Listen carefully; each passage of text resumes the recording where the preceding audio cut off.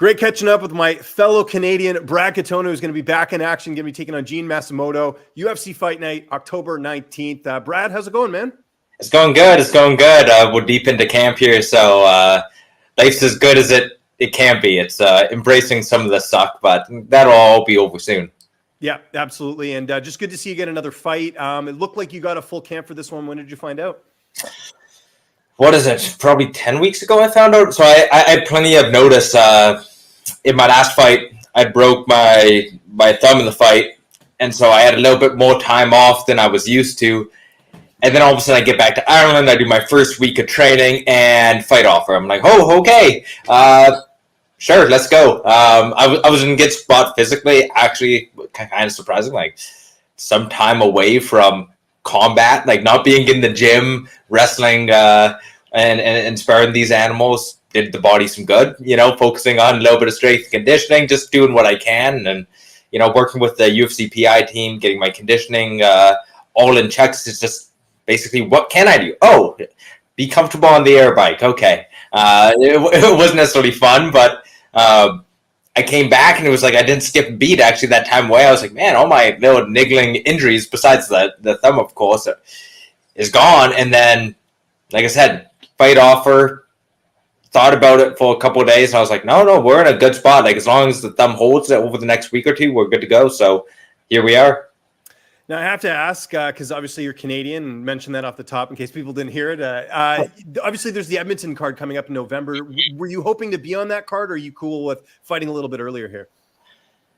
You know what? I'm cool with either. Of course, you want to compete on home soil. Like, that's fantastic. Of course, you want that. But at the same time, there's a good number of Canadians now. So it's one where if they need me, I know it happened to Kyle Nelson, I believe, before the card in Toronto a couple weeks before.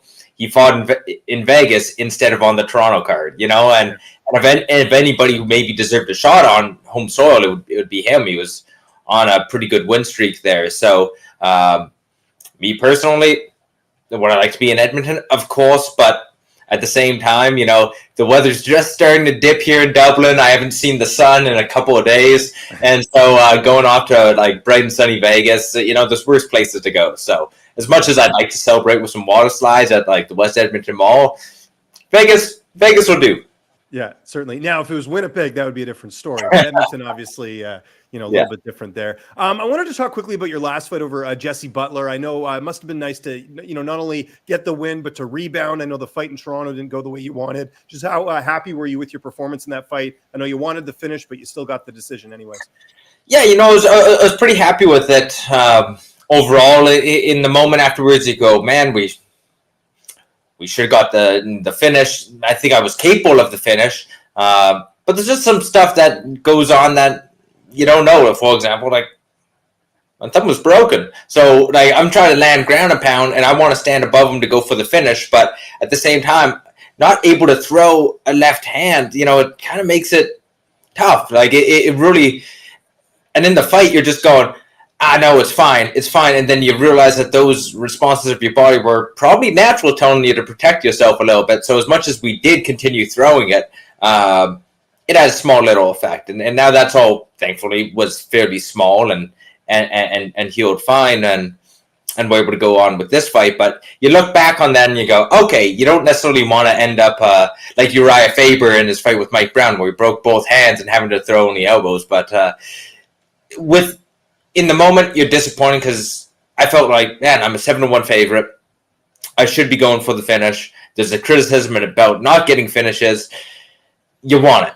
As much as you don't want to, answer to the critics, you're your own critic. You hear it and it sinks in. So just trying to be accountable. And no, we didn't get the finish. I think, we go in that fight completely like, we don't hurt ourselves in the fight and we're healthy, great, but that's not always how it ends up. So thankfully, still was able to finish out the rest of the fight, get the decision, and here we are fighting another tough opponent as it's the UFC bantamweight division.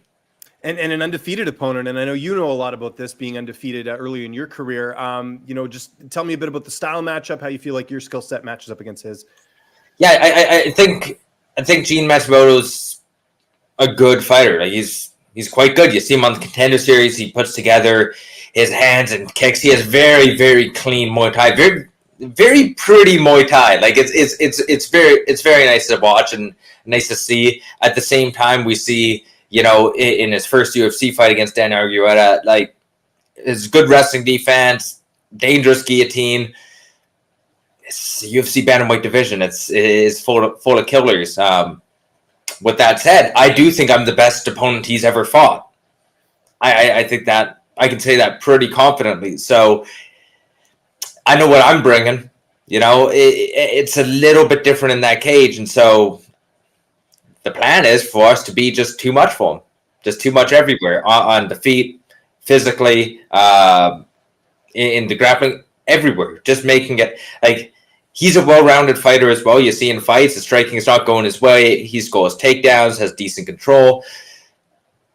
That's our strategy. Yeah, that's exactly it. Wherever the fight takes place, let's beat him there, and let's put it on him 15 minutes. And it's all these cliche lines, but at the end of the day, when you're fighting someone else where you can't poke a ton of holes in him, you can't say, "Oh, he has no grappling, or he has no power, he has no strike." No. He's good. Everybody in this division is now good. We're just a problem, though. We're a major problem. Training camp over at SBG Ireland. Who are you mainly getting to work with? Who's helping you get ready for this one? You know, we got a lot of guys always, which is nice. We have visitors, and then we have a lot of talent from the area. It's a lot of the same crew. Kieran Clark, who just fought in Bellator. I was working with him a lot. He's kind of our Irish Dagestani wrestler. He embodies that Khabib spirit of shoot 100 times, you know, like and no, they defend 100 times, they'll shoot 101 times, you know. So really for him getting those good wrestling looks, because again, Jean could shoot, he could put on that, try to wrestle with us, you know. So being able to work with him really rev that engine, and then we have a ton of other guys. Like we have this. Speaking of Kieran, he's from Drogheda up here. So one of his teammates, Jordan, is this amateur kid, but his striking, because he's a little really nice guy, but he's a little angry Irishman, you know, and so he's been giving me a lot of good looks in the striking and just putting his hands together with his kicks, and it's all about replicating that look of what we're going to see and poke some holes into my game. So I'm just grateful to have the coaches I have. That's when I'm coming into this fight. I'm prepared. When are you heading out to Vegas, and who's going to be making the trip with you for your corner?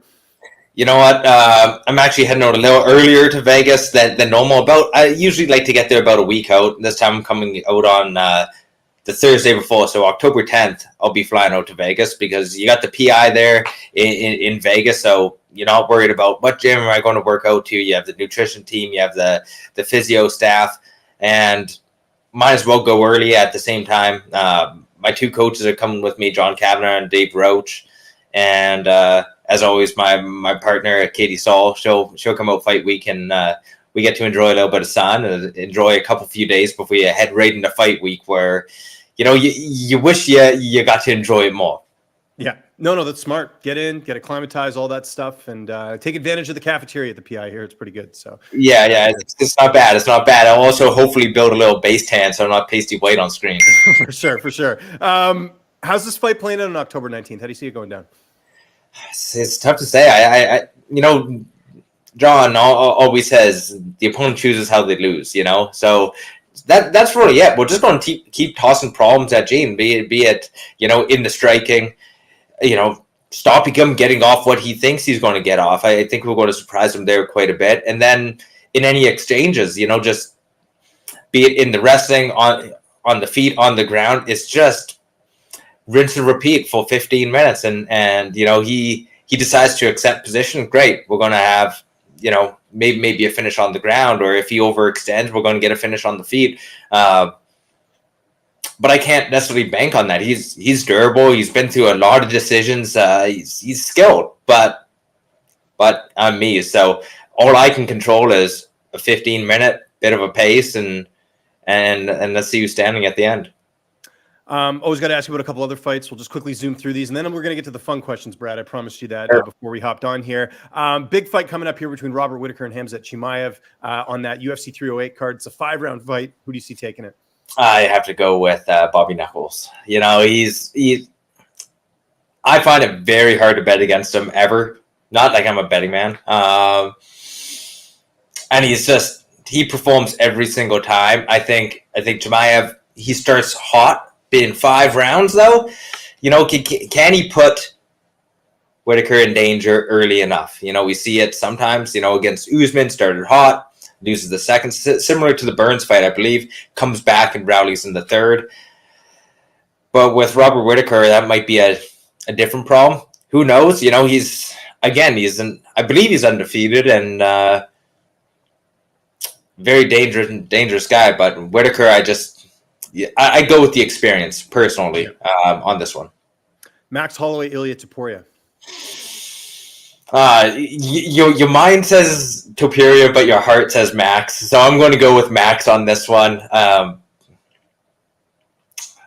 It's a great fight. Like, there's so many problems you want it. Like, you say, but Max has this. Max has the granite chin, but Topuria has the bombs for hands. So it's Topuria puts on that forward pressure, but Max's conditioning and how he can put on that pace. Again, I was picking Gaethje to win the last fight, and Max showed us all, you know, that he still got it. Not like we ever thought he didn't have it, but just that's the best Max we've ever seen. Yeah, and that's amazing to watch. So I'm going to go with Max on that one. 2 more quick ones. Michael Chandler and Charles Oliveira having their rematch coming up here on that New York card, November 16th. Who's taking it? Charles Oliveira for that one, in my opinion, at least. Again, options. Like he has dangerous striking, he has dangerous grappling, similar to the first fight. You know, Charles Oliveira gets knocked down. Are you going to go into his guard? That's all it's, and I don't think Chandler will this time. You know, he's so dangerous down there. Like, if he's giving Arman Sarukian a run for his money on the ground, nobody thought that Charles didn't have a ground game, but that's just shocking is how good his ground game is. And last one, John Jones and Stipe, who's taking the heavyweight title. Oh man, I'd like to see Stipe get it. I think Jones, but I really want Stipe to win. I like Stipe. I met him when I was in the house, and he's just such a nice guy. But there's just something about strength of schedule. Well, both of them don't have a strength of schedule, but I think Jones has the greater strength of schedule here. And how do you bet against John Jones? If I was a betting man, yeah, I'd be putting the money on Jones. But again, in my heart, I'd like to see Stipe win that title and then sail off into the sunset. And Stipe getting one of his biggest wins on that Winnipeg card a bunch of years ago. Remember, against Roy Nelson? I don't know if you remember that. Yes, I do remember that. I actually never attended one of the UFC events that were in Winnipeg. I would have wanted to. But you shouldn't have to. That should have been the goal. It's like, I'm not going to buy tickets. I'm going to actually fight here. It was in there. It was in my head. I was also a broke student, so there was that. So okay, we're going to do some fun rapid fire questions. So just one-word answers. Whatever comes to mind. It's just an opinion. There's no right or wrong answers here. Brad Katona, favorite athlete outside of combat sports? I don't follow sports. Fair enough. We can skip that one. What's your favorite movie? I'm going to go Dark Knight Rises. Favorite actor or actress? Will Ferrell. Favorite TV show? Breaking Bad. Favorite comedian? Bill Burr. Favorite cheat meal? Oh, sushi. Favorite travel destination? Home. Winnipeg? Okay. Yeah. Favorite animal? Favorite animal? I'm going to go with the orangutan. What is your hidden talent? Oh, I don't know. I'm pretty good at Elden Ring. Okay. I'll take that. I also would have said, because you went to University for Engineering, did you not? Yeah. I was going to say, I don't know if a lot of people know that. I know the glasses kind of give it away. I'm pretty good at math, which is probably rare amongst fighters, but there you go. You do your taxes properly. Yeah. What's your biggest pet peeve? I don't know. False confidence. I'm around the fighting community a lot. You hear a lot of, well, it's here, but. Fair enough. Before we get out of here, man, something that is kind of interesting that developed recently here. You and I have talked a lot about your first run in the UFC and how it was a bit unfair. And one of those opponents that you lost to is now the UFC bantamweight champion, Merab Dvalishvili. What did you think about him winning the title? And is that loss a little bit easier now, knowing that he's a UFC champion? First off, I think he put on a really great performance. Just the little things that he did there, like it was really nice to see him, continue that success, because he didn't get to jump up the ladder. It wasn't like, oh, he's number 15, now he's fighting number 5. Who's on a downward streak, now he's number 5.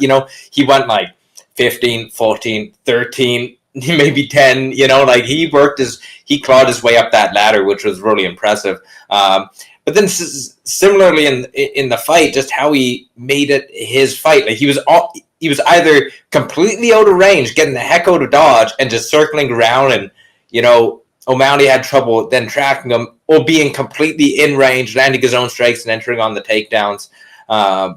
It was always, could O'Malley snipe him coming in, and just how he fought that and stuck to it for 25. Well, probably for 20 minutes, round 5, getting hit with those stab kicks made everyone sweat in their seats. But it was just really impressive to see him. And that type of decision-making is what I think separates guys like Merab from the rest, Mm-hmm. Now he's exceptional in other areas, just like O'Malley is, and just like Aljo was, and anybody at the top. But just that decision-making was really impressive to see. And doesn't make the loss any easier. It's... I've made peace with that one for a while ago, realizing I just wasn't good enough at the time. For any of my losses, I just wasn't good enough. Be it, do I agree with the decision or disagree? Like the Merab fight, absolutely I lost. But other ones, I just wasn't good enough. If I was better, I just wouldn't have lost. It makes it a little bit easier, and I'm just happy for the guy because he seems like genuinely a nice guy. Like every time I've seen him since, he's been friendly. So happy for him. You do want it back, and seeing that he has the title, it's I don't want to say motivation. It's just a nice thing to kind of anchor in. For sure. And I think that's, kind of the only way you can take it. But I will remind people, you're still one of the few 2-time Ultimate Fighter winners. So you got that over him for sure. I'll take the belt over that, honestly. I would imagine. Brad, thanks so much for doing this. We're looking forward to the fight. It's October 19th, UFC Fight Night. If there's anyone you want to thank before we get out of here, any sponsors, any social media, as always, I'll give you the last word. Guys like you for taking the time to speak with me. I remember doing this when nobody cared. I think you were one of the first guys who did an interview with me. Do you remember the card? Because I do. Prestige FC. I was just going to say, yes, Prestige FC, yeah. Yeah, Prestige FC 2, I believe. Maybe not the first one, but, so it's been a long road. And the guys who stuck with me, like my first team with the Winnipeg Academy of Mixed Martial Arts, to still get all the support of those guys every time. And my two... Curtis Brigham, right? Curtis Brigham. And to all my teammates and coaches here at SBG, it's been a ride. And anybody who's, anybody who cares about what we do, it blows my mind. I just appreciate it all. So that's most importantly, guys, I'd like to thank is just the people who've been behind me since day one, or who are new on board. I get the amount of love I get is just great, and it just makes your day every time someone takes the time. So thanks, guys.